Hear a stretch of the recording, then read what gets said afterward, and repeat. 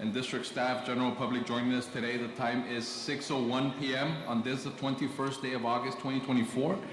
And I call this regular meeting of the United Independent School District Board of Trustees to order. May the trustees please announce their presence by naming their full name, please, for the record. Gilbert Aguilar Jr., present. Alisa Flores Oliveros, present. Javier Montemayor, present. Frank Castillo, present. And myself, present, Ramiro Vélez III. Let the record show that a quorum of board members is present, that this meeting has been duly called, and that notice of this meeting has been posted in accordance with the Texas Open Meetings Act. Agenda item 2 is going to be Pledge of Allegiance and honoring the Texas flag.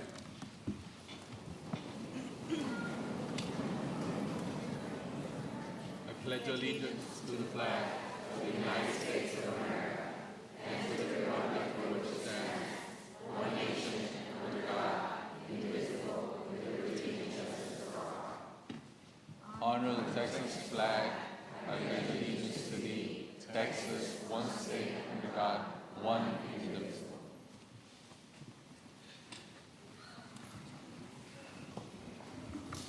Thank you. Agenda item 3 is going to be recognitions. We have several individuals and schools and departments that we have to recognize. And we'll proceed with those. I think we're going to move this area of the seats and all that.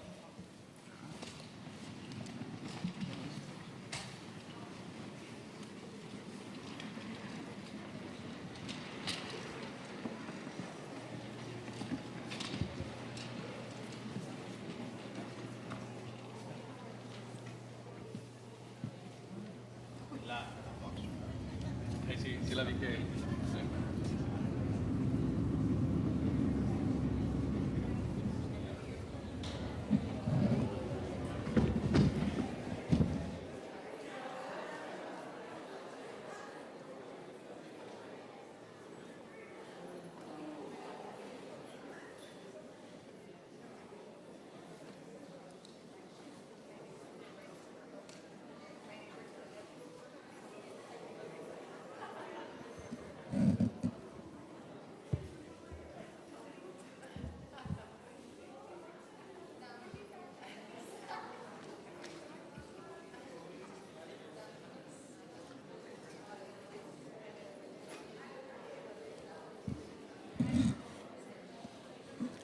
Good evening.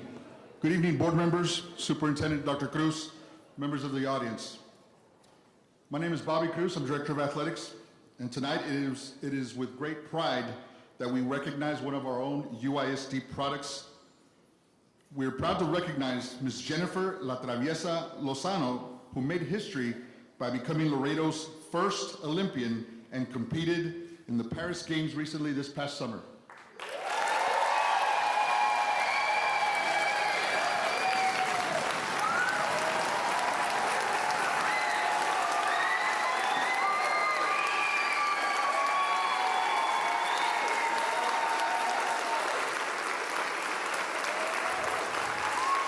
Hold up. Jennifer is one of our own. She is a 2001 graduate of Lyndon B. Johnson High School, where she excelled academically while training for her boxing career. La Traviesa is a nickname that her beloved grandmother gave to her because she was a troublemaker and never ran away from a fight. As a 9-year-old who was bullied, she took up boxing and went to a gym to sign up. But that gym told her that girls couldn't fight, or didn't fight, and that she was a bit too heavy. She found another gym, she found a home, Boxing Pride Fitness, where the owners, Eddie and Michelle Vela, took her in with open arms, and she flourished. She spent the next few years preparing for the best moment of her life when she punched her ticket to the Olympics by capturing second place at the 2023 Pan Am Games.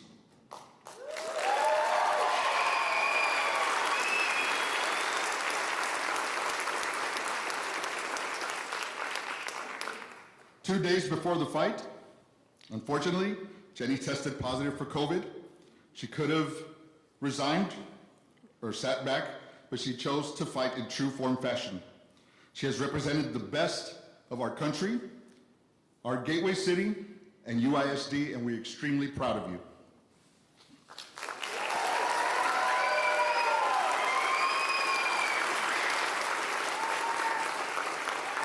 There are just too many accolades, too many boxing accolades to read. We'd be here all night. But the Olympics is the pinnacle. In addition, last year she was named as the 2023 Laredo Morning Times Athlete of the Year. But most importantly, Jenny wants us to know that she aims to inspire others, especially young girls and women, to pursue their dreams despite any obstacles they may face. Never take no for an answer.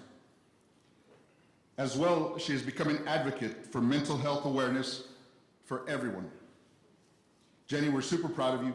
It's just the beginning of great things to come.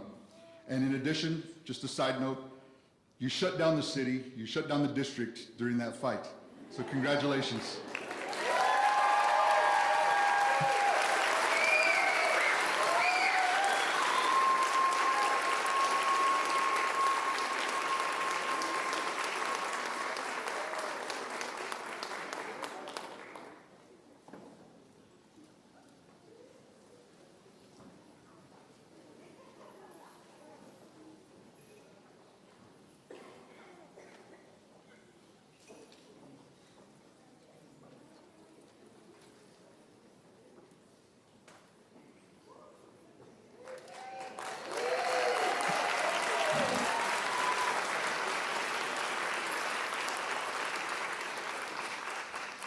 We want to add that we are very appreciative that Jenny and her family took the time out to come and join us this evening. We've been wanting to honor her. I know that she's going to start training again very, very soon. But again, we're very proud of you, Jenny. You have represented UISD and Laredo extremely well. Thank you.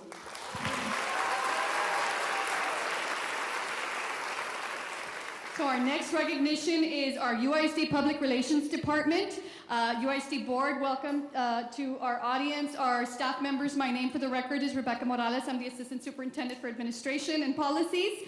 Our UISD Public Relations Department wins 3 National School Public Relations Association NISPRA Awards. NISPRA is a permanent organization which represents thousands of school district communicators from throughout the United States and Canada.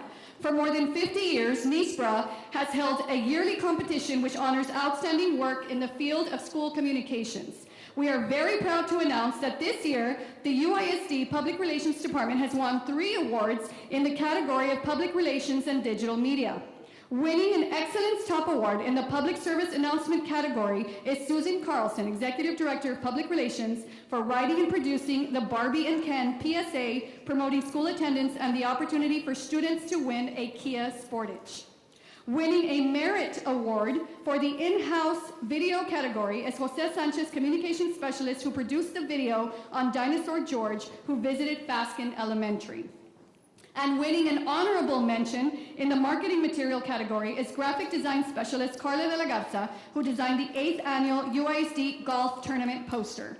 These winning entries are group projects, and we would like to also recognize the entire Public Relations Department, including photographers Pete Martinez, Ruben Vela, Joe Moreno, Huicho Salinas, and Richard Resendez, as well as our communications specialist, Sonia Sanchez, Valerie Godinez, Luis Calza, graphic design specialist Paola Arcos, and secretary Ana Prado. Congratulations, staff. We are united proud.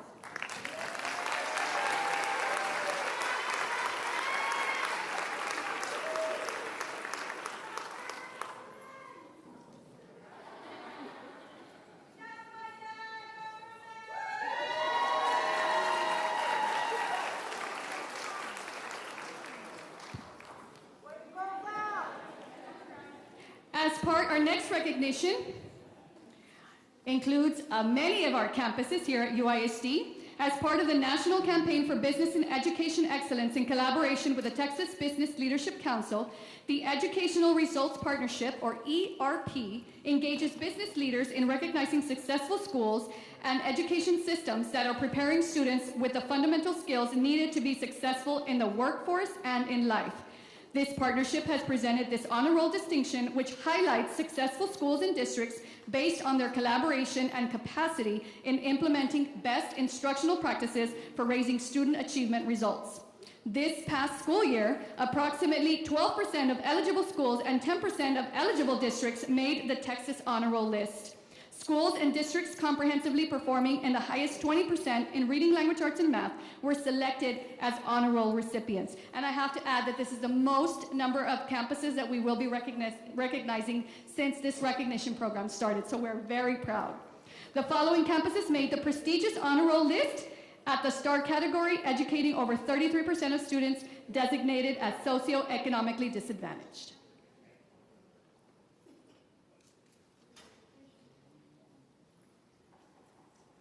Our first school to be recognized this evening is Freedom Elementary.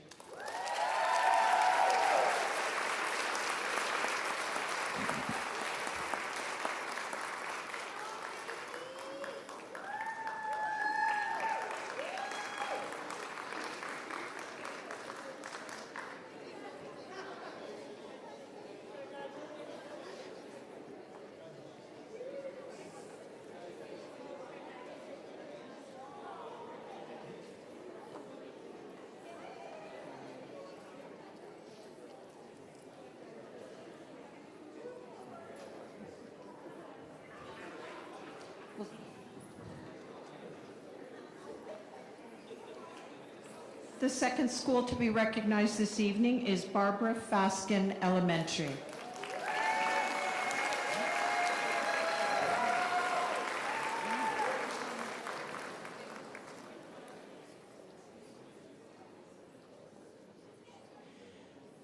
Next, we would like to congratulate Dr. Malakoff Elementary.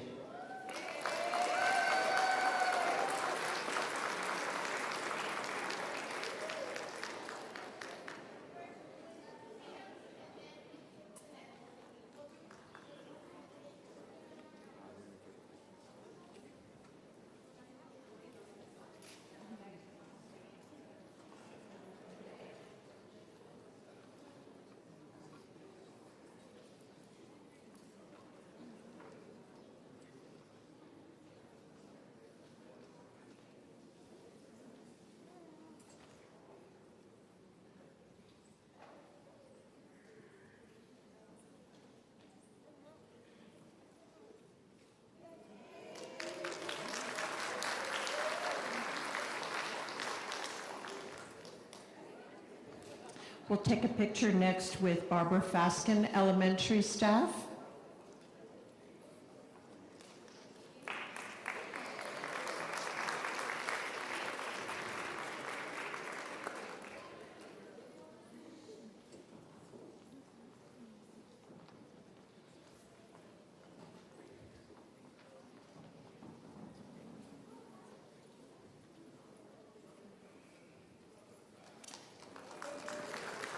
And next, the staff from Dr. Malakoff Elementary.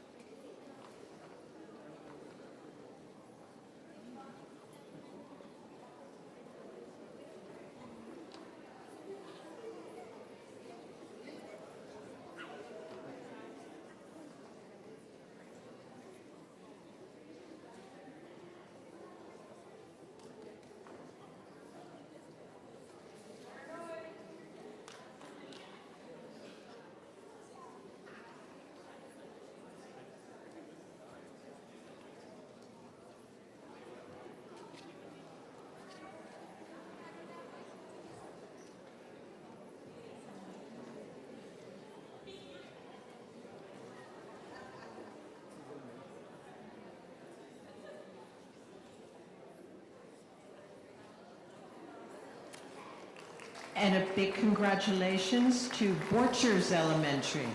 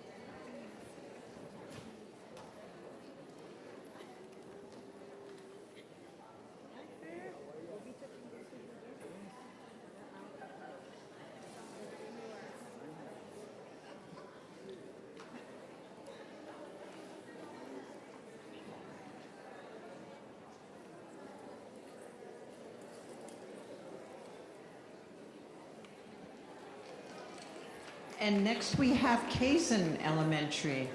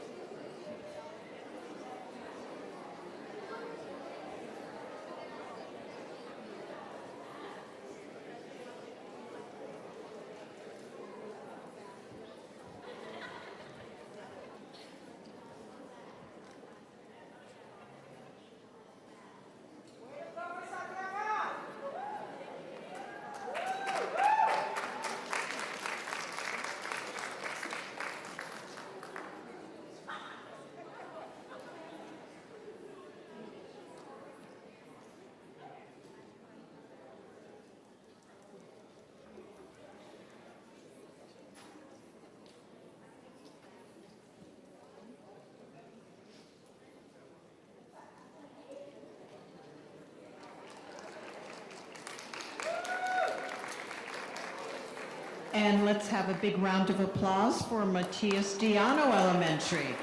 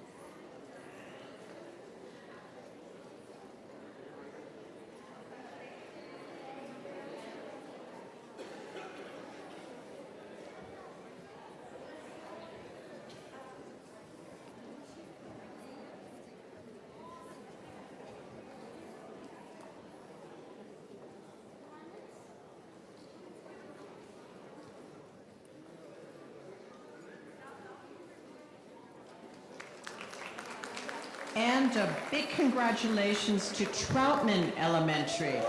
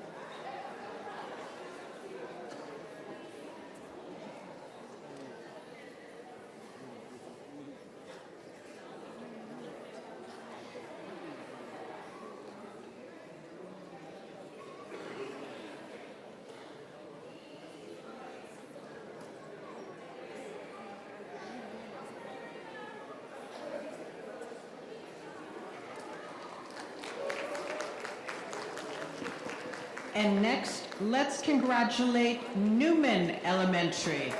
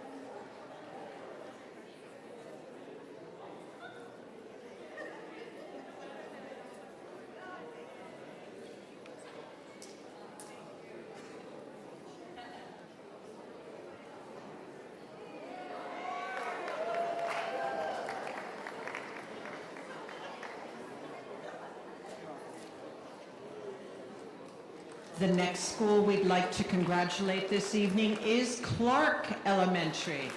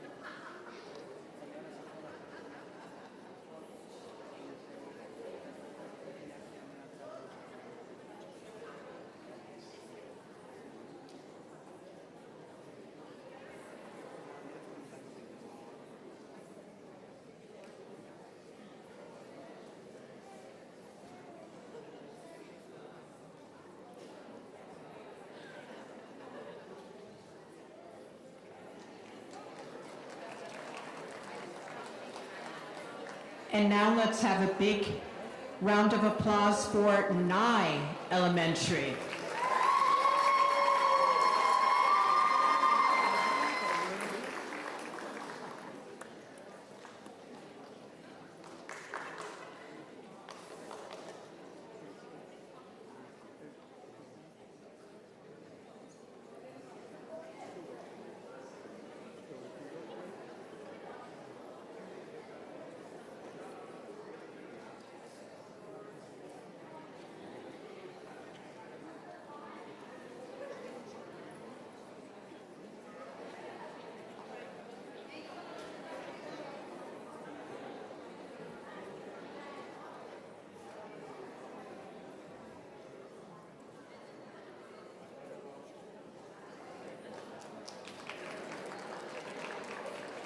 And now let's welcome Gonzales Middle School. Congratulations.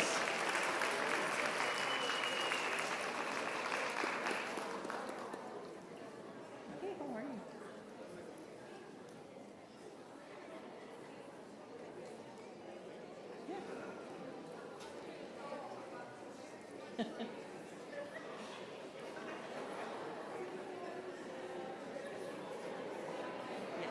We can share.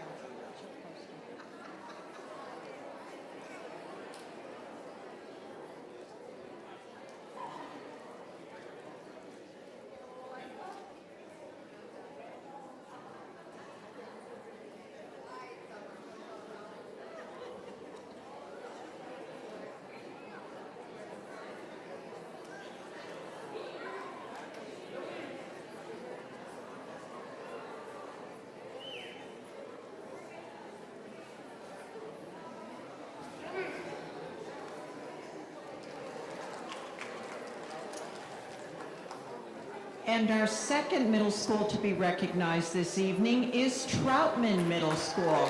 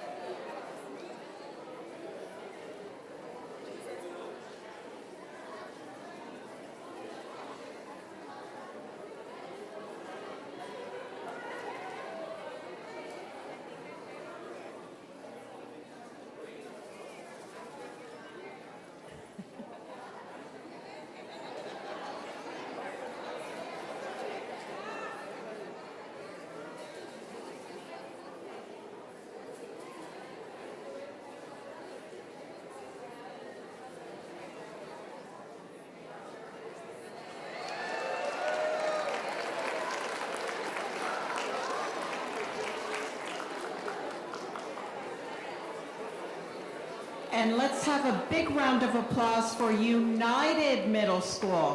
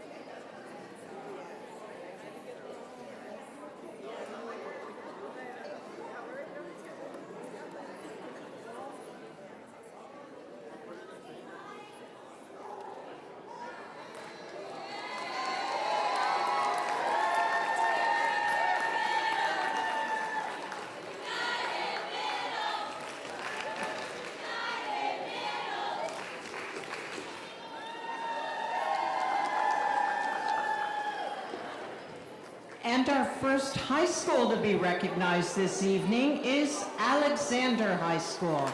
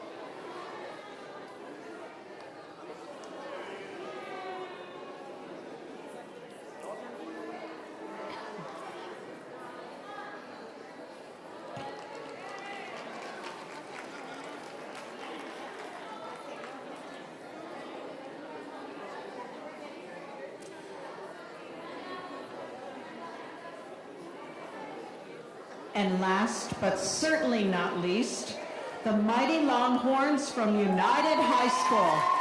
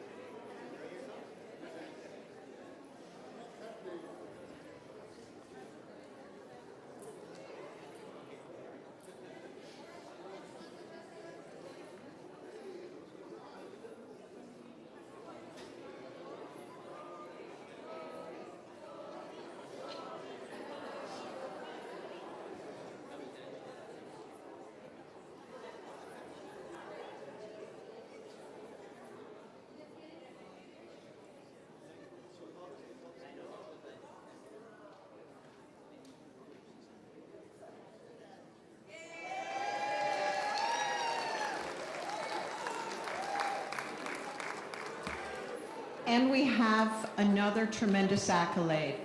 United ISD was also designated as a star category honor roll district based on the percentage of students performing at the meets or master's grade level in reading, language arts, and math, distinguishing our district in the top 100 districts in the state of Texas.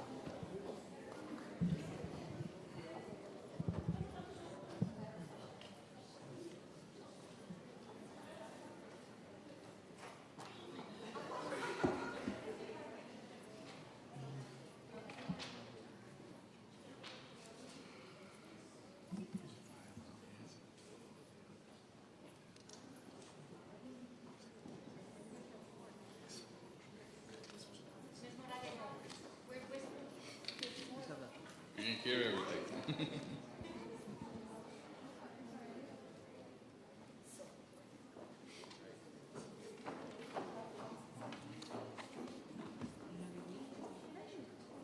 Sorry? Sure, maybe.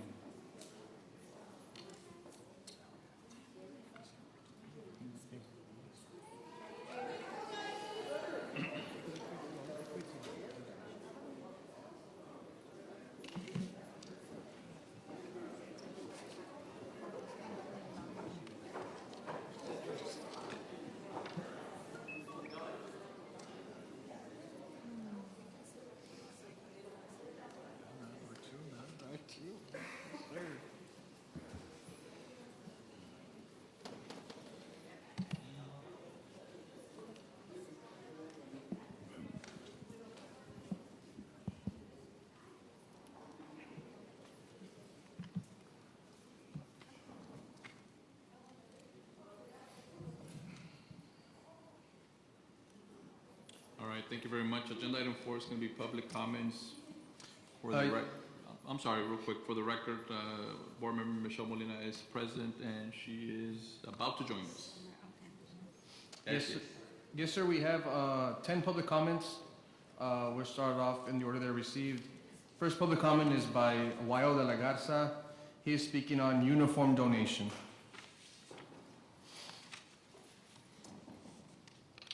Thank you, Mr. De La Garza. Larza, good evening, sir.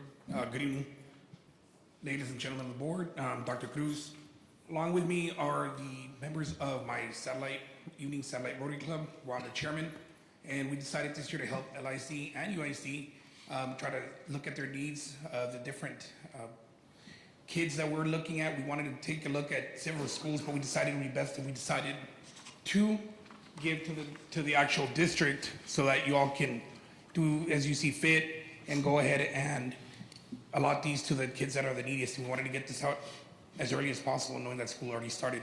So we will probably be doing this, as often as possible. So there are, of course, shirts in different sizes, and they're ready to go pretty much as soon as you all distribute them. Mr. Lagarza, definitely appreciate on behalf of the board of the district. Thank you for your kind donation. Obviously, we will go ahead and give out to the students that are in need, sir. Thank you so much. Good evening. We appreciate you. Thank you.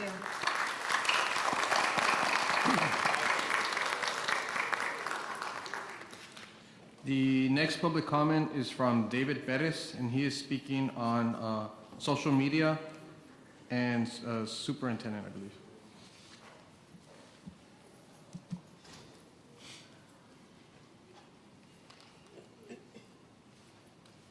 Mr. Perez, good evening. Welcome.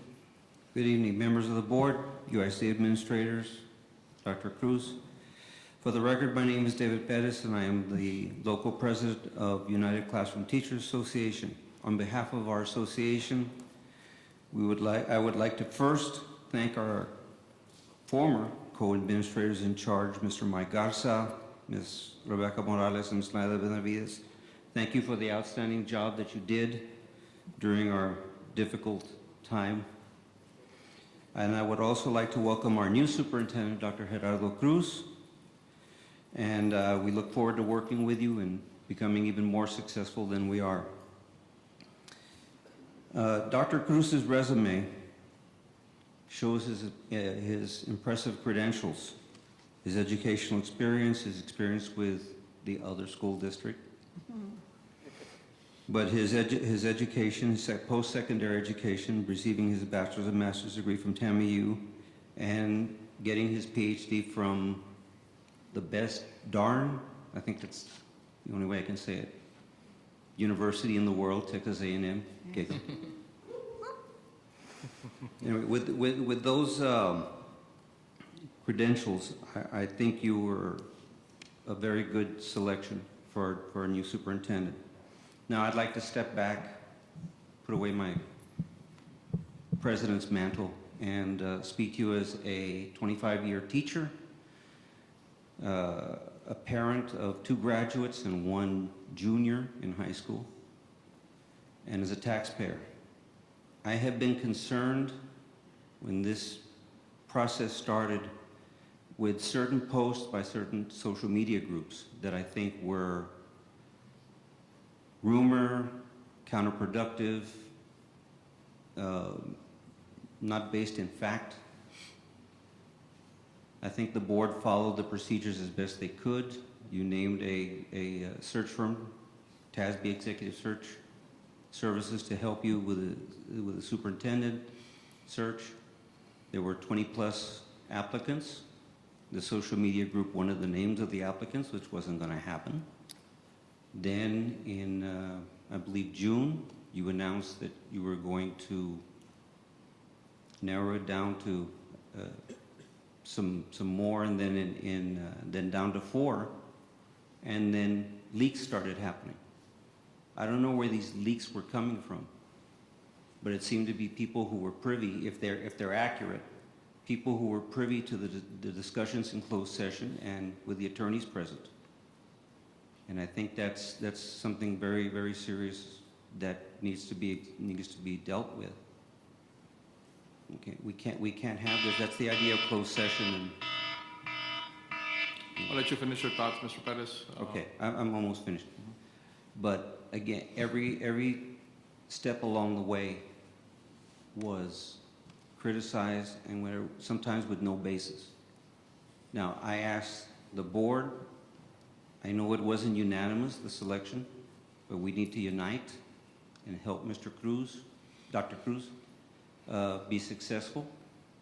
Teachers, we need to unite with Dr. Cruz. Administrators, all employees of United ISD, we need to be united for the children with Dr. Cruz and his vision of student success, school safety, and fiscal responsibility. Let me just conclude by saying people will come after me, speak after me, maybe about issues that are of concern. That's fine. Financial issues, bus route issues, whatever. That's fine.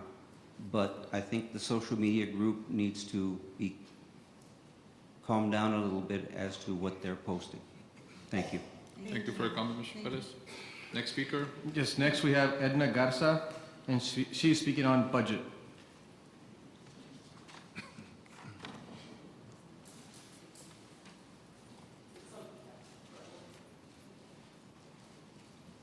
Good evening, Ms. Olmeda.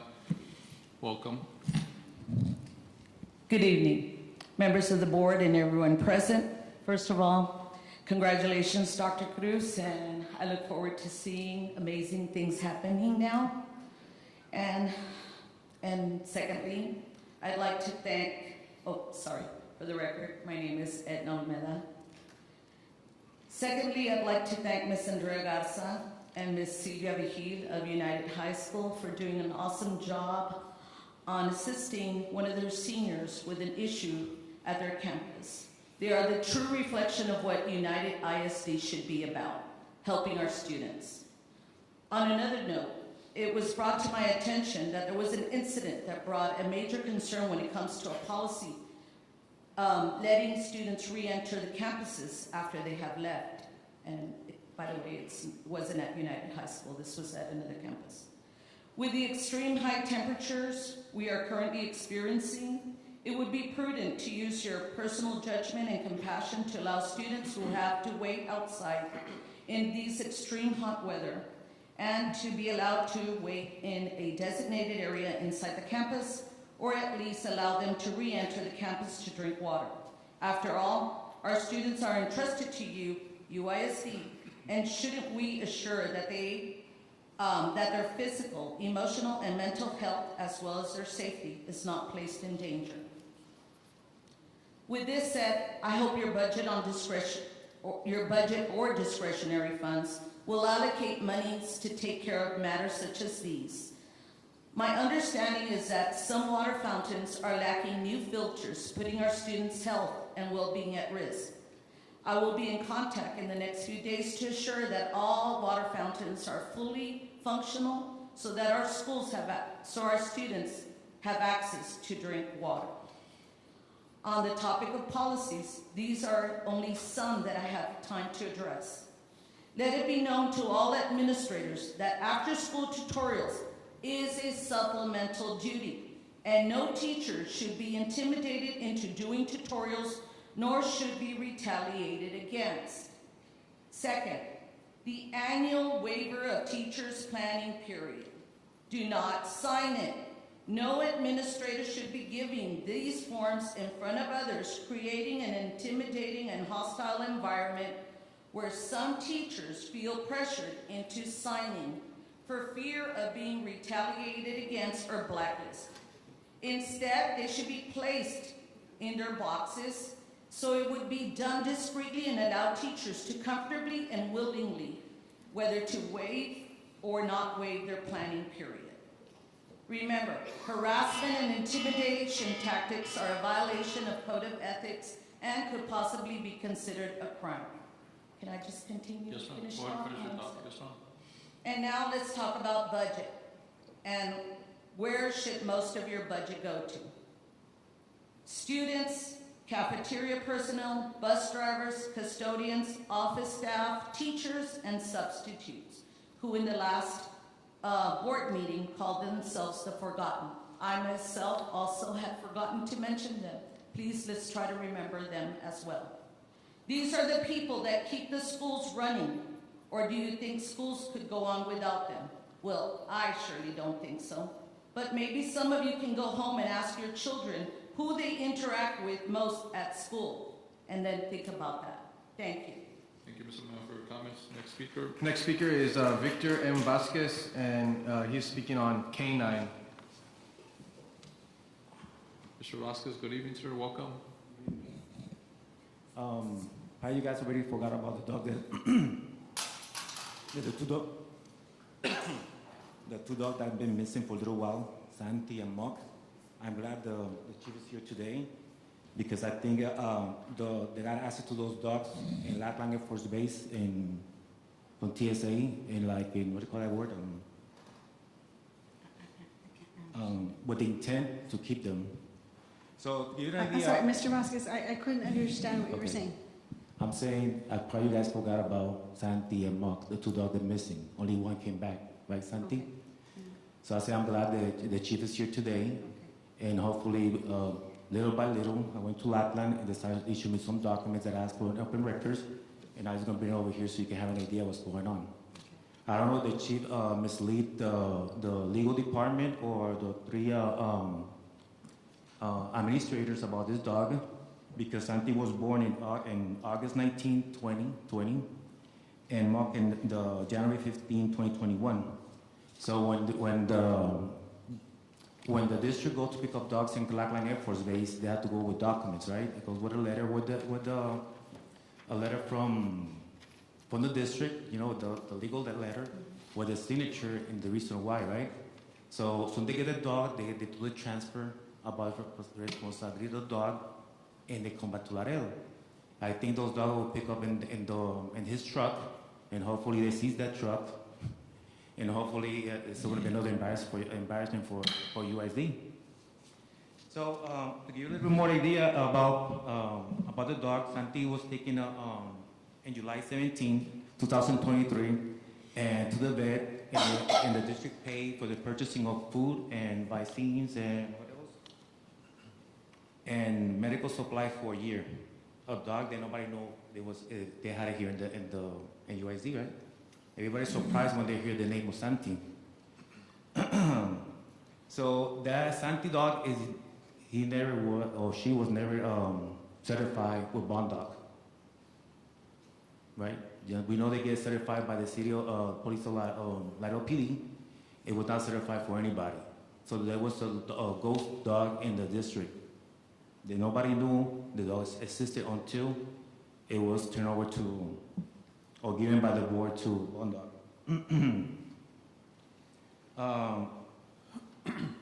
So Santi was in the district for a month and a half, but nobody knew where.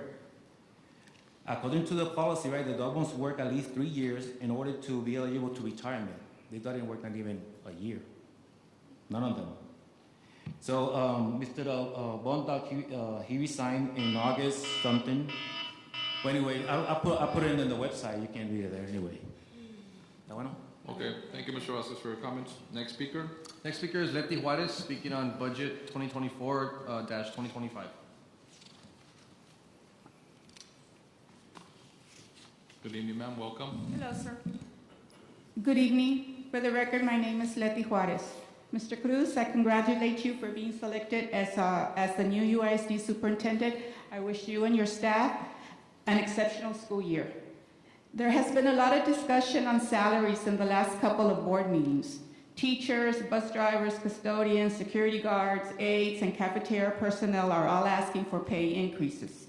Additionally, schools are hurting because there is a need for more bus drivers, custodians, cafeteria workers, etc. There's a common misconception that the state is at fault for underpaying teachers. And while they certainly have a role to play as the state controls the funding per student, local school boards have the power to allocate how those dollars are spent. If these dollars are misused, this can be severely detrimental to teachers and auxiliary workers' salaries. When a school district governing board prioritizes teacher pay is higher. The A rating and all these other awards that this district receives is without a doubt the result of the teacher's dedication and commitment to students' academic excellence. Research suggests that among school-related factors, teachers matter most. Many in the community feel that this district is top-heavy with administrators. Advocates say the district should devote more to teacher pay and less to administrators. For example, The UISD Operations Service consists of 5 departments. There is 1 associate superintendent, 1 assistant superintendent, 2 executive directors, and 8 directors. These 12 positions' salaries roughly total close to $1,400,000. Promoting internal equity and consistency across the district's compensation practices is very important in creating a workplace where all employees feel respected and motivated to contribute their best work. I don't understand why an assistant principal position at STEP Academy will be paid at a grade 4A, but a STEP Academy campus instruction coordinator will be paid at a paid grade 5. How is this equitable? On the UISD website, the district has a STEP Academy as a high school, listed as a high school. Mr. Cruz, it is only correct to pay the principal and assistant principal at a pay grade 6 and 5 respectively. Let's all start the school year on a positive note. Thank you, sir. Thank you for your comments, Mom. Next speaker is Kayla Sanchez, and she is speaking on parent concerns.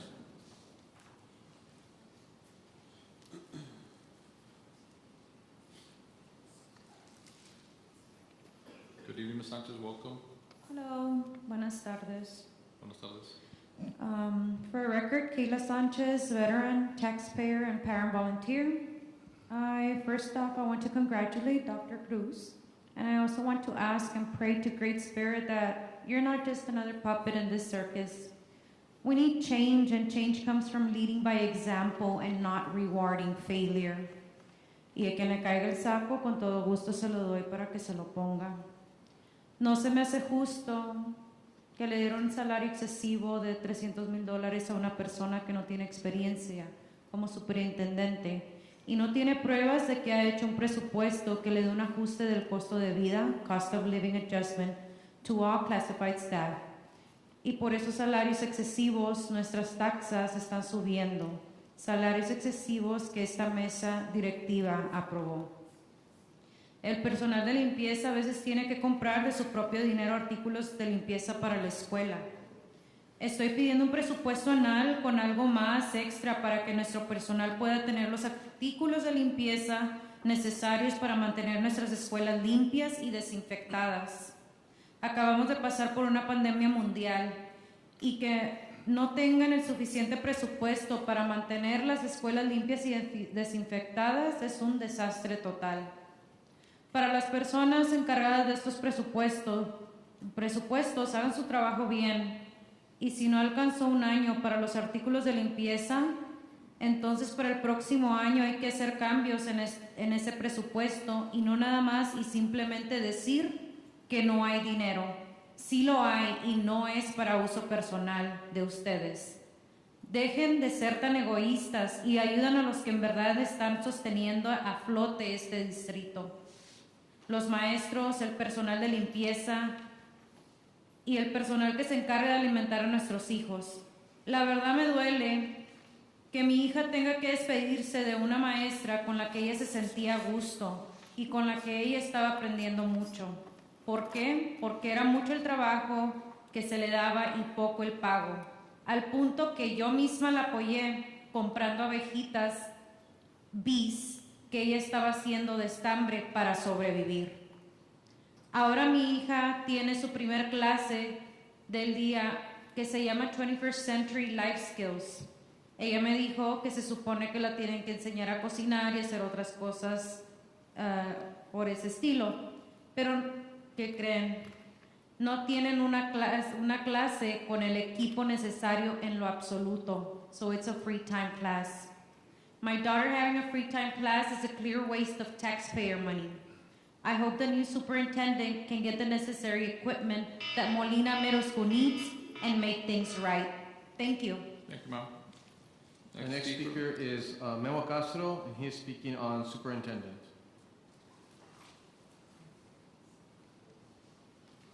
Mr. Castro, are you present? Next speaker, Mr. Garcia. We have Jose Ovando speaking on K9. Mr. Ovando, are you present?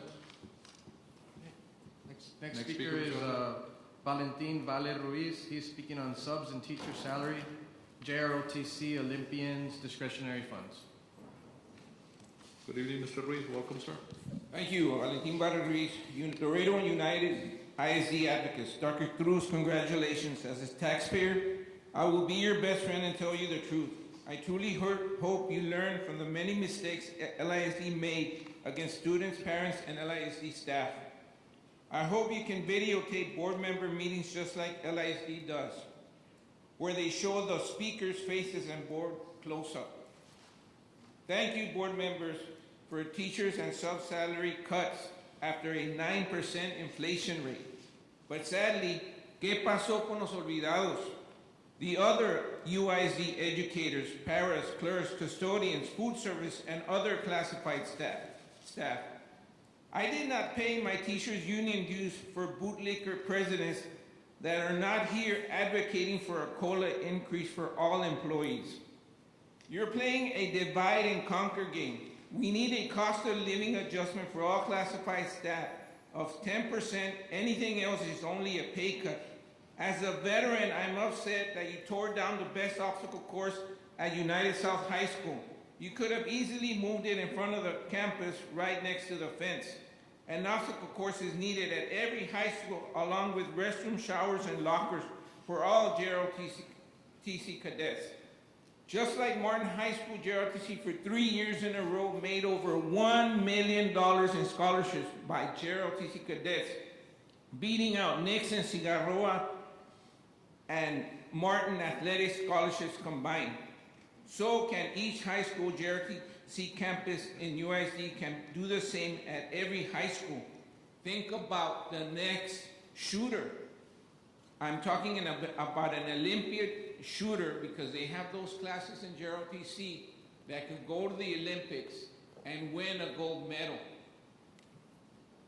This is where your discretionary funds could be invested for our future veterans. Thank you very much. Thank you for your comment, Mr. Ruiz. And the last speaker is Ismael Rincon, and he's speaking on budget 2425. Mr. Rincon, good evening, sir. Welcome. Hello, good evening. Good evening, board members, UISD, Mr. Dr. Cruz, I'm sorry, welcome, and fellow community members. My name is Ismael Rincon, and I stand before you today with a deep concern for integrity in our district and safety and our community. Just putting Dr. Cruz, just in case you were not up to date with what's happening in the district. It has come to light that the Chief of Police, Salazar, who is supposed to uphold the law, has been breaking it, believe it or not. This is not a rumor, but a well-known fact within our district. Even more troubling is that the attorney for UISD, who should be advising the board in legal matters, is fully aware of the chief's illegal behavior and has refused to produce documentation that will prove his criminal actions. What's worse is that some of you sitting in this very board are aware of what's happening. And I mean, as far as I know, you're all supposed to act in the interest of our students and the community. We constantly hear that law enforcement officers are held to a higher standard, but is Chief held to a higher standard in this case? He's not even held to a most basic standard, and that is concerning. The failure to hold him accountable is not just an oversight, it's a betrayal, but trust that we, a community, have placed in the Chief of Police. This is a dangerous precedent that suggests law enforcement officers can act with impunity with those in positions of power, like yourselves, that protect them. And let's not forget the role that the district attorney in this. He refused to act. His refusal to act is a clear indication that corruption runs deep. The DA, the chief of police, and sheriff are protecting each other instead of protecting the community.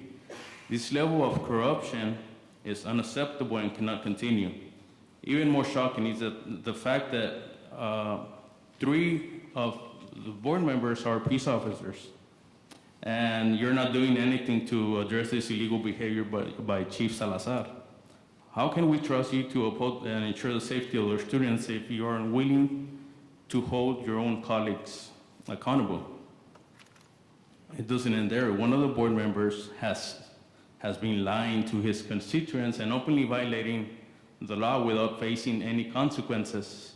Yet, this disregard for the law will no longer be tolerated. May I finish? You can finish your thoughts, Mr. McClung. I am here to tell you this behavior is going to stop, and I will make sure it will stop. That is why I, Ismael Rincon, am on the ballot for this upcoming election. I am running to replace this criminal element from the board and to bring some much needed transparency and accountability to the district. There's no electioneering allowed. It's on time. district property. It's time to restore. I'm gonna have you the integrity refrain from those comments. It's time to restore integrity, the USD District Board. Thank you for your It's comments. time Mr. to Rincon. ensure that those in power are held to the same standards that the rest of us. Thank you, sir. Thank you for your Thank comments. you. No further comments. Thank you, Mr. Garcia. All right, so agenda item 5, we have consent agenda item. We have items A through J. I'll make a motion for approval. I was present for the workshop approving A through J. Mr. Montemayor is the second. Any discussion? All those in favor? Aye. All those opposed? None opposed, motion passes. Agenda item 6, public hearing regarding the 2024-2025 budget and proposed 2024 tax rate. Is there a motion to open the public hearing? So moved. Second. Motion a second to open. The time, any discussion? All those in favor to open, aye. Aye. All those opposed, none opposed, motion passes to open. Time is 7:09, and we have the public hearing open at this moment.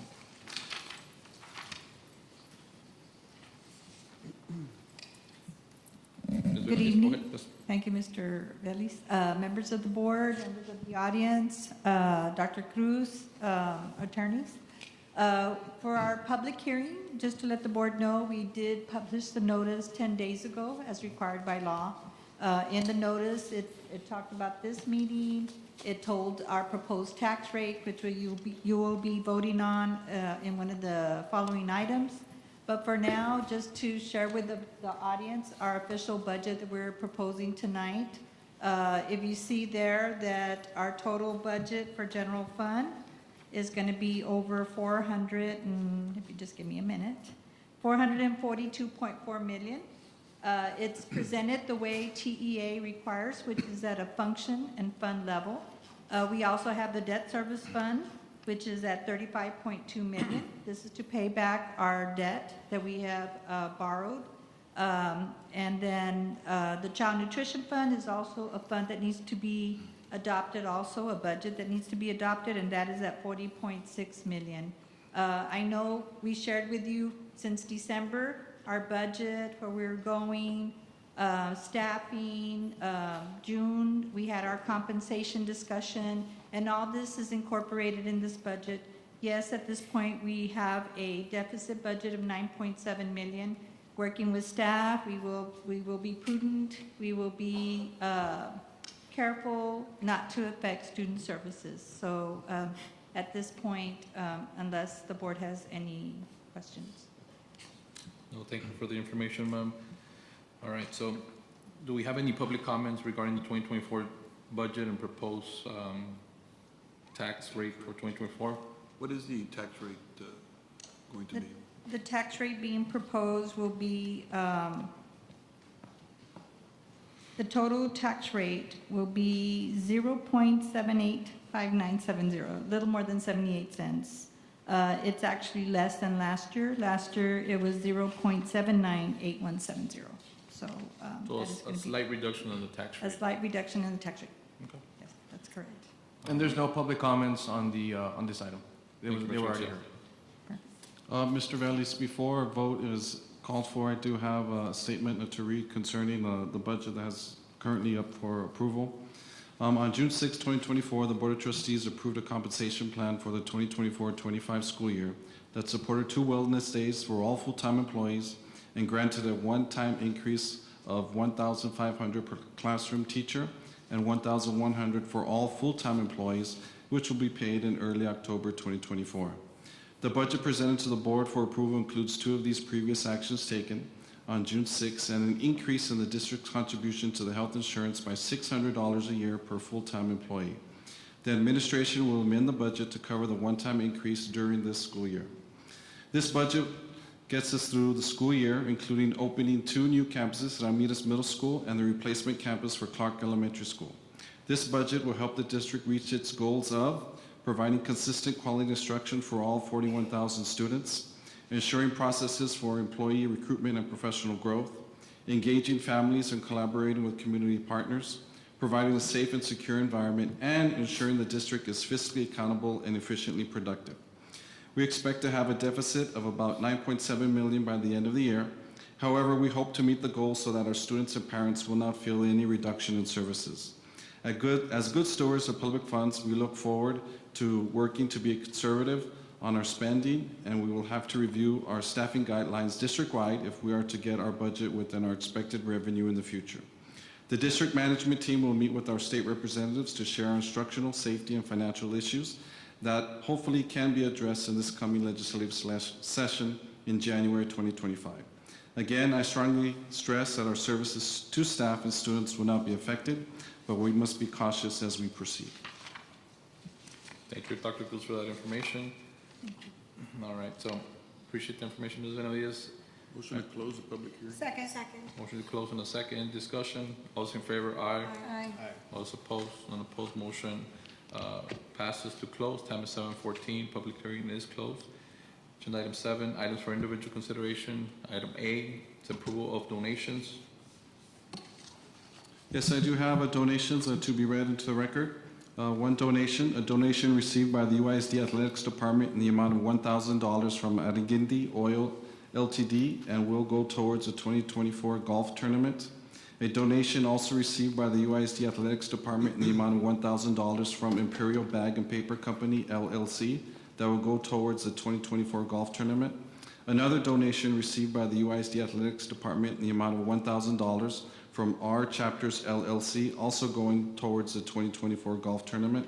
A donation received by Alexander High School in the amount of $5,000 from Ms. Carlota Trevino that will be used towards the campus improvements principal's account. A donation from Troutman and Garcia Attorneys at Law PLLC in the amount of $3,000 to go towards the 2024 golf tournament. And a donation made by the Alexander High School Dazzler Booster Club, the amount of $14,753.50 that will go towards the Alexander High School Dazzler scholarships. Thank you, Dr. Cruz. Do we have a motion to approve donation? Second. A motion and a second. Any discussion? All those in favor, aye. Aye. All those opposed?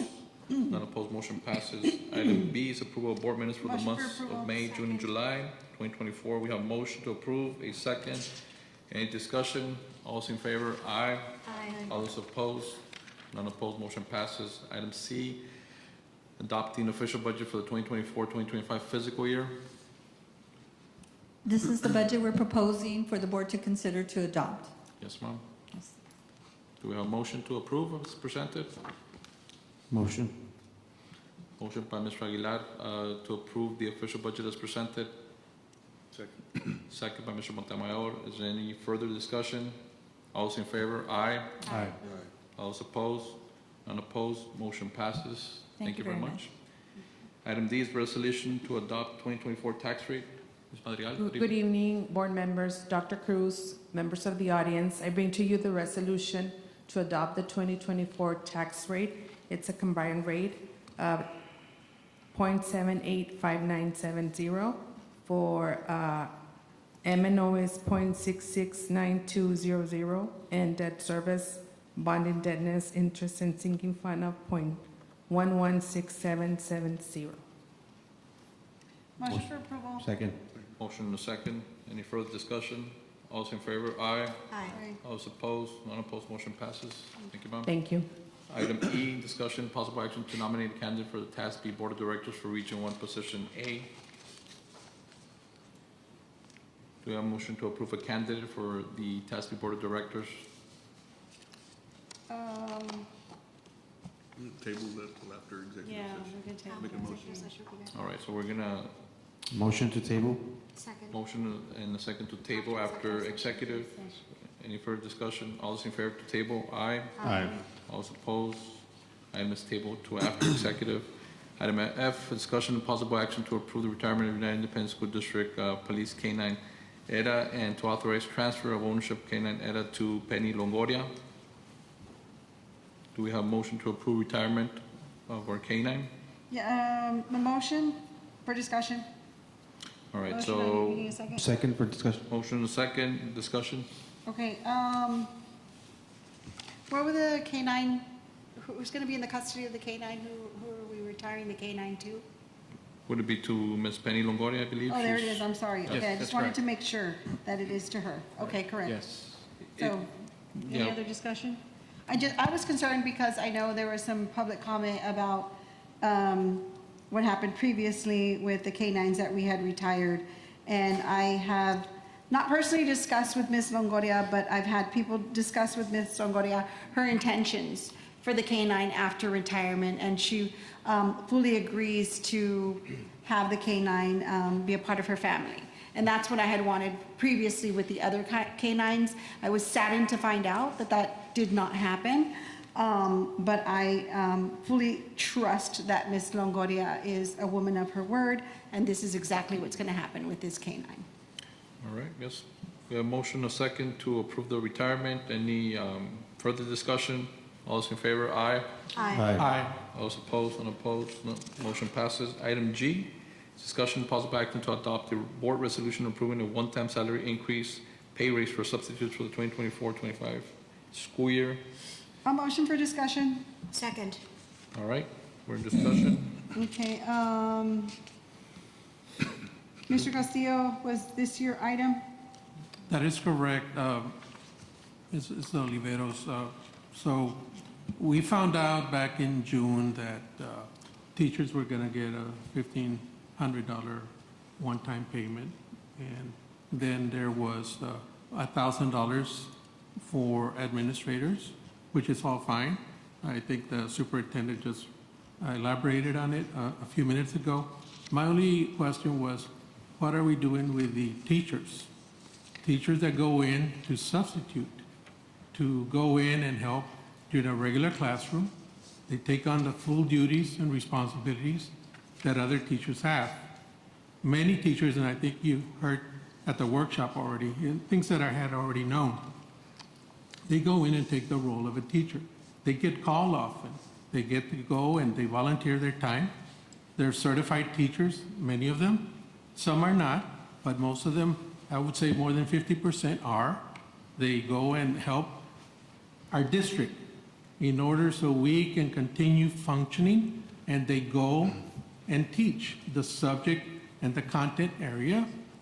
I feel very strongly that we should as well compensate them, because I didn't know they had not been included in that $1,500 for teacher raise, or for, I would say, for the administrator. So I just felt very sad, if I may, that they weren't given at least something to show that we value them, that we want them to continue coming to help our district. And they come in, sure, at a moment's notice, but they're qualified individuals. They go through all the trainings that are required of teachers.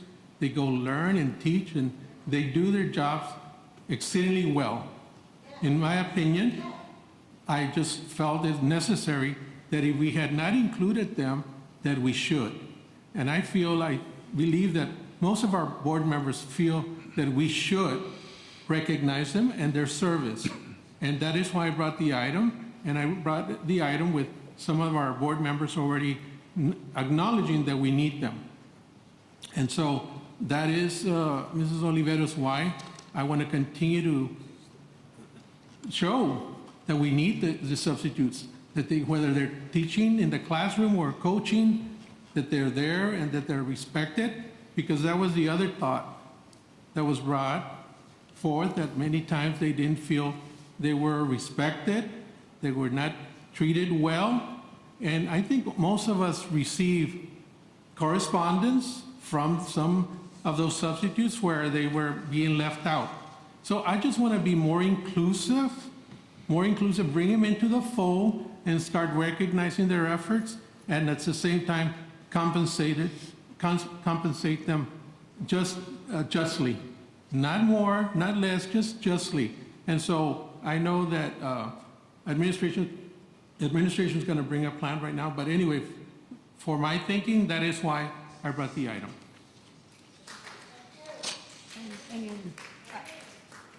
So I know that the administration had prepared from the previous time some information as far as maybe a pilot program as far as incentivizing attendance. Yes, Mr. Veliz, members of the board, Mike Garza for the record. Both item G and H read in a way, but it's actually just an incentive program. It's an attendance incentive program. So for the substitutes, for the number of days that they come to work, they would get rewarded at the end of each semester. And for letter G on the teacher plan, I apologize, for letter H on the teacher plan, it's perfect attendance. So those that have perfect attendance would get a certain rate, which we broke down for the board members. You do have a spreadsheet. We provided that to you last month. We provided it again at the workshop. And so, again, this was a board requested item. I will remind everybody that in June, when we presented the compensation plan, it was a plan that had an offsetting revenue source. What I mean by that is everything that was being proposed, we offset it with some revenue that would cover that expense. And so these particular items that are being presented to you are board initiated, board requested, and they would just add to the deficit that we have right now. So we currently sit under $10 million, like 9.7 or whatever that amount is. If we were to go forward with both of these items, we would go over the $10 million deficit amount. It would push us up to a $10 million deficit. Oh, over 10. Over 10? So, okay, I've got a question, Mr. Garza. So the item reads that it's a one-time salary increase pay raise. That's inaccurate. The way it reads is inaccurate. Y'all are nodding yes. So what is actually being proposed is a incentive program. That is correct, sir. A pilot incentive program. And so you've got, and here's my disconnect with the whole, on both, actually, but more with the substitutes. How do you incentivize the substitutes if you've got certified, if you've got high school diploma? You gave us all that information. Yes, sir. Certified, you've got some that just have high school diplomas, some who have experience teaching, some who are retired teachers. How do you incentivize? How do you distinguish, which ones we're going to give this incentive to? They're not considered part of the full-time employee pool. Are these ones that, because we have some substitutes that work both at LISD and at UISD. Yes, sir. We have some substitutes that don't incentivize UISD by saying, I'm going to work every day. Because I've been there, I've seen some substitutes who, when the phone rings and they prefer not to work, they just don't answer the phone. Yes, sir. And we have substitutes that are preferred by our campus administrators. Some that are going to be called on because they can count on them all the time. Yes, sir.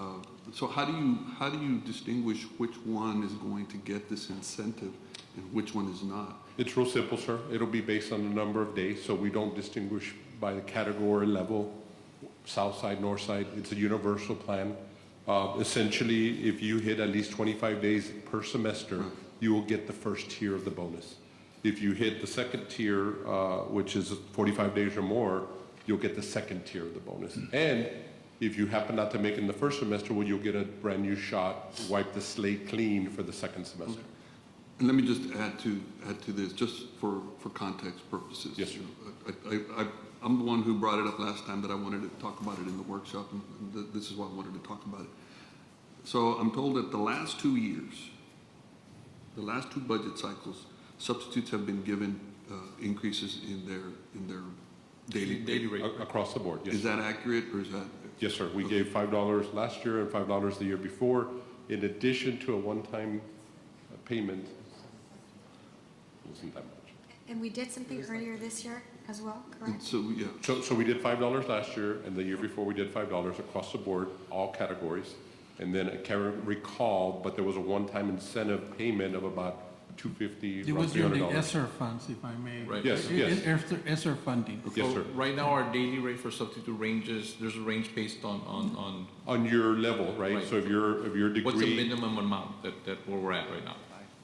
It's about $95 for the entry level. And then it goes all the And way, then it what's the goes highest up amount? depending on your years of college, 60 hours, then your bachelor's, and What then, would you say would be the highest? Are we like at 110, 115? well, if you are, it's about 125, 120. Okay. But if you sub on the south side, it's priority. You can go up even higher.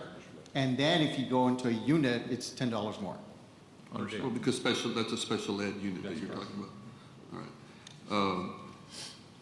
I lost my train of thought. But, so, in the same conversation, we've just had some security guards who have lost overtime pay.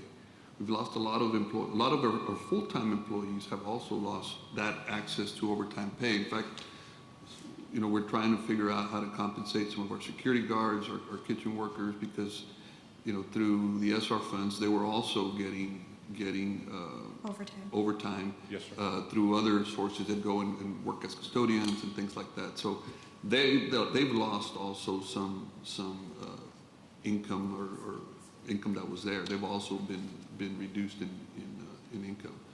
How do you, well, on top of that, how do you figure, well, $2.7 million is what we had budgeted last year for substitutes. $3 million, correct? And we went into a $9 million total expenditure for substitutes. Am I pretty accurate on that? From what I understand, from the previous year to this past year, it was about $1.5 million in addition, or expended a higher amount from the year prior. Okay. So that I'm certain with. I'm not sure the exact amount, but I know it was 1.5 million more from the year before. Okay, I understood it was about $6 million. About 7 million, I recall. $7 million difference. Just about. What was the number? Right? Sam? Mr. Garza, may I ask? Sam, can you go ahead? We did have some history where we were always at $3.5 million. Correct. We did go through some heavy absences and the effects of COVID years later. And we went to $5 million, $7 million, and then if you recall, we projected that we would end the year this year just about $9 million, and we're on track to project that we are going to end at a $9 million expenditure. What was the year before? It was 7 and 5, and then So it's it been was growing always 3. over the last. Yes, sir. Yes. Yes, sir. Okay. So the absences are by whom? Well, that's a good question because the absences It's not are absences? traditionally for absences to cover for teachers. For teachers, But right? then there We- were absences for other staff members as we needed to fill these positions. When you have an office at a school that's missing 2 or 3 paras for that day, we were allowing them to now use subs to come in to help the school function. Yes, Yes. exactly. That's why the expenditure for substitutes went higher, because teachers were calling in sick or wellness days and all these other things that we give. It's no fault of the substitutes that they are there budgeted for that amount. It's just increases because their need is obvious. That's what my point has been all the time. It's not their fault. It's because they have been willing to come and help.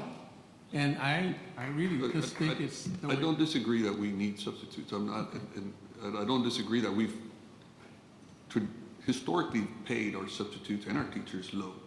That's just what's been happening, you know, since I've been on the board, and it's increased over the years. So have teachers, so have administrators, so have substitutes.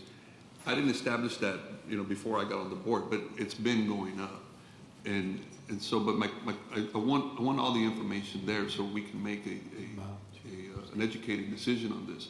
So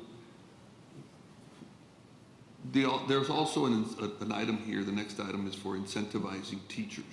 Can we read it into the record so we can start Sure. discussing it? Yeah, Can we do that? Can I make a quick clarification on the legal end? Just Yes, for please. both these items, the language of a one-time salary increase and pay raise is required so that it can be considered creditable compensation in the TRS rules. So that's why it's worded as such. Incentive payments that are not performance or based on services rendered technically are not So the resolutions, both resolutions are worded so that they are, if the board approves, a payment, one-time payment for services rendered and prorated. So that does put them into the federal compensation. I have no issue with that. I've been a big advocate for teachers, substitute teachers. We see the need. I get it. My concern is our full-time employees that we need to give consideration to and really take a look at that. I'm all for incentivizing full-time substitute teachers for the immediate, but we also need to take a look at our security guards. Our security guards are the ones that truly did not receive anything. They have the same job duties and responsibilities as our officers. They're the first line of defense. They run everywhere, and I strongly suggest that if we're going to start doing this, we strongly look at the ones that we missed. And I'm looking at security officers. They truly did not capture something. Am I wrong, Mr. Garza? No, you're correct, ma'am. Okay. Let me just also remind the board that the plan that we presented in June 6th addressed very specifically our high-need, high-vacancy areas, which was our custodial staff, our bus drivers, our food production people, our teacher aides. A byproduct of the raises that were given to the substitutes every year for the last 2 years put behind the teacher aide pay. So we had a lot of teacher aides that were migrating to being substitutes because if you worked every day as a sub, you were going to make more than a teacher aide. So we addressed that in the June 6th. So we addressed all those areas. The reason the security guards didn't get addressed because they have 0 vacancies. They have 0 vacancies today. But we did make an adjustment in the budget. Did we just hire over 100? Didn't we close the gap there? I mean, we really didn't have Janitor services, I'm sorry. Go ahead. Yes, yeah, well, again, we ended up offsetting the expense of the additional amount that we did for the minimum pay for our custodial or food service, our bus drivers, because we ended up cutting some positions to help pay for that. And so that's how we did Yeah, it. so the reality to this is this, and this is something that look, our security officers are coming up and talking to us. They see the agenda items, they know exactly what's going on. We get stopped, and you know what? It's a reality. We had ESSER funds depleted. We did good and pouring back into our employees. This is extra income they depended on in their household. Now, they were using that extra income in helping the janitorial services in our classrooms. That stopped. Thankfully, we were able to close the gap, increase the salary there for janitorial services, custodial services. We from over the summer, you all did a great job, Mr. Canales, and making hiring. Yeah. We did amazing. However, if you take, you got to give, you got to find balance. We can't continue to have our poor security guards running to other departments for extra income. We have to go down to the root cause and address the issue. Now, I understand we're increasing the budget and substitute teachers, right, because the need is there. But again, you have to go back to the root cause. Let's go back and look at the teachers again. Well, how much did we increase in 3 years, Mr. Flores? How much did our budget increase in 3 years? For substitute teachers? For the substitutes budget or actual expenditures? Didn't we go up what was it, 6 million, 9 million? Yes, ma'am. That's the history that we had. We've always operated at $3.5 million. And then two years ago, it went up to 5 million. Last year, it was 7. This year, we're projecting to be just under 9 million, and we're on track to end up just under $9 million. $9 million. Those are actual expenditures. Think of what that will do to the teachers. So again, we have to go back and fix the root cause. Those are my comments. I just want to mention. Go ahead, Gilbert, go ahead. Let me also share with the board that one of the biggest needs that we've had in our substitute pool is our special ed population. That we get a lot of requests for one-to-one services. A lot of times those services that we need to provide immediately while we're going through the ARD process and all that other stuff, that takes a while to get done. And so we're not gonna not provide services to students. So that's been one of the biggest drivers over the last couple of years is our special ed need and being able to provide services. And to support that, we did create an MOU where we do have starting teachers that are helping out as teacher aides, correct? So we are filling in those gaps in our in that area, correct? So we have that, we have an agreement, well, not an agreement, but we have a collaboration with TAMU. Yes. It's the residency program where we bring them as juniors and seniors Yes. of school. And then we bring them in as a teacher aide resident. So we start building them up, and then eventually they become teachers. We lock them in for 3 years with that agreement because we pay a little more than your traditional teacher aides that we pay currently. Currently, we have about 4 or 5 that we've been able to pick up from TAMU. It all depends on TAMU and how many kids are going through the special ed curriculum. And we've already met with their staff. We've met with Dr. O'Mara, and we're trying to build that program. It used to be at one time 70 students in the program. It was down to 17.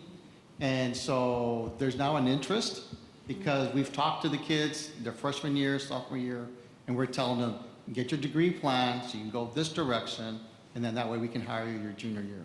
So they're baby steps. We're not there yet, but we are trying to address that. And like I said, this is a nationwide problem. I mean, every category, we can't find them. I mean, so, you know, we had, unfortunately, Mr. Garza shared with you all, you know, we had a lot of teacher aides that quit to become substitutes because if you put the pencil to it, if you did the high end, they would walk away with $27,000. So isn't that an incentive in and of itself? Which part, sir? That they're getting paid higher than our teacher aides, Yes, so they're quitting, so that's they more jump ship. motivating. Yeah, We're So- continue to shift the problem, whether it's security guards, Yes. custodial, whether it's substitute teachers, you know, we continue to shift the problem. We're not finding solutions. You know, we have to go back to that root cause and fix that. I just want to mention, I know we did close the gap a little bit with my parents. They were both cafeteria carpenters. They're from the pay grade ones. So there was people making $9, $10. We closed the gap to picking up to $12. Yes, sir. I think that's a big step. Security being one, I think we're going to do something in the future. My concern is just the budget itself.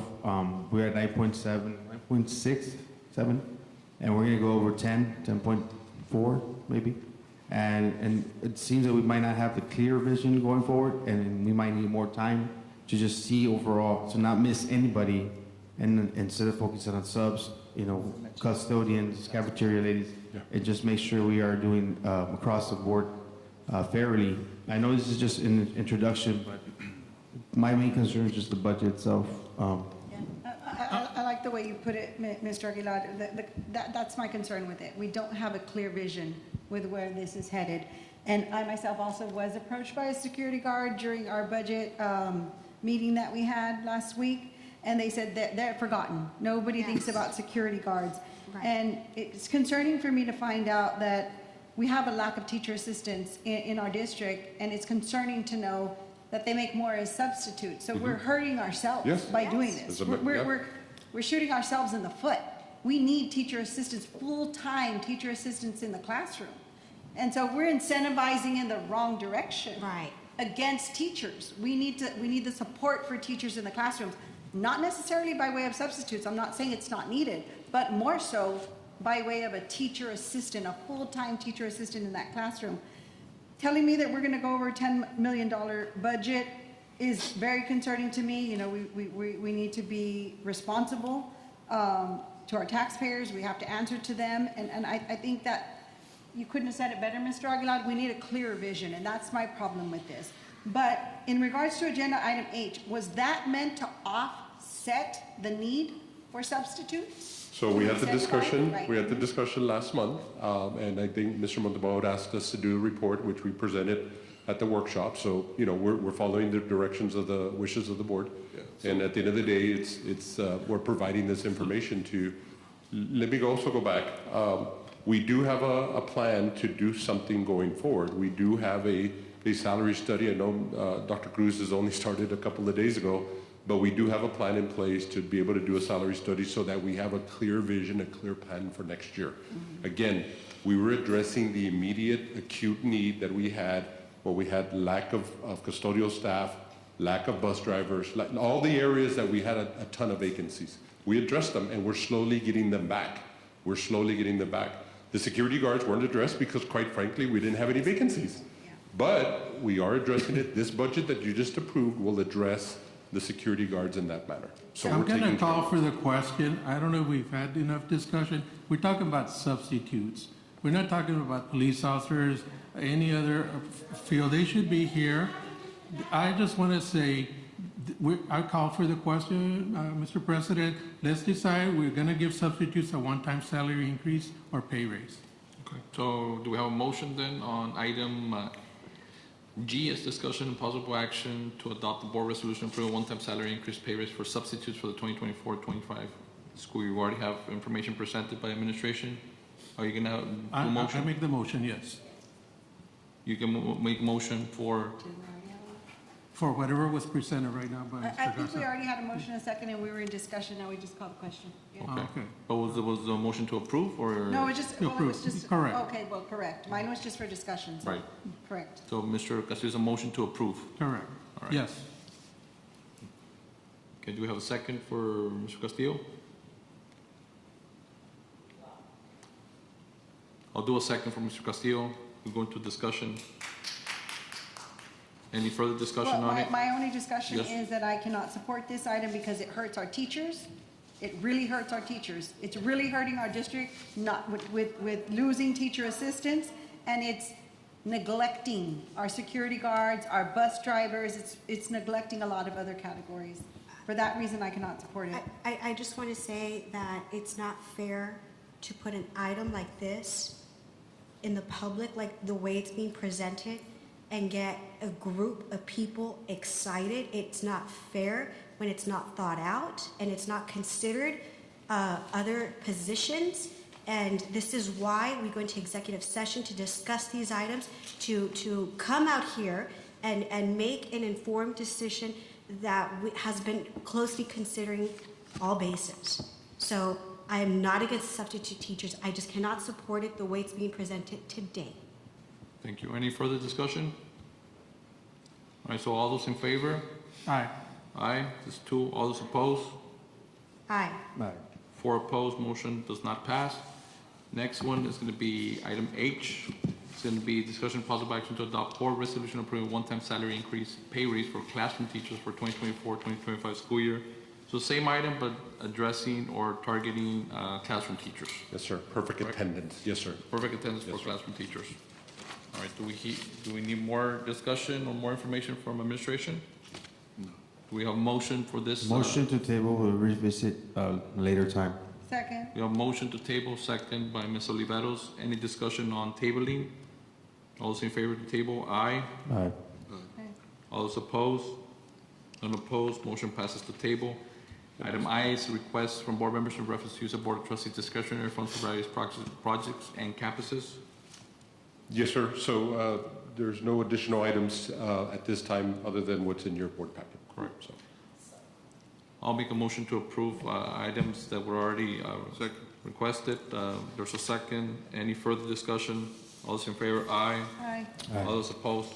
None opposed, motion passes. Thank you. Thank you, Mr. Garza. We'll Thank go you, sir. to agenda item Thank 8, you. closed session. Time is currently 7:46 p.m. in accordance with Texas Government Code Sections 551.071, 551.072, and 551.076. The board will discuss items 8A through 8C. No action will be taken in closed session.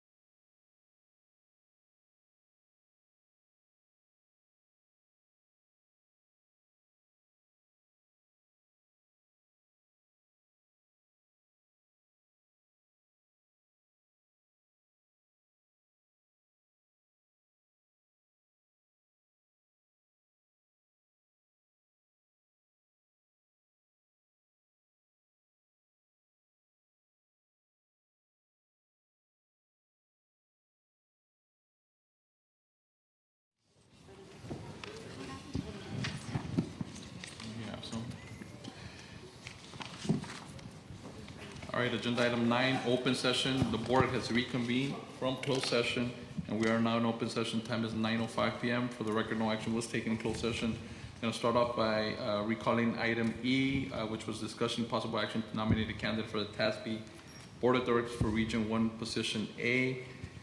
Motion to approve candidate naming Deborah Crane Aliceda from McAllen ISD. I make a motion. Second. Motion a second. Any discussion? All those in favor? Aye. Aye. All those opposed? None opposed. Motion passes to approve that candidate.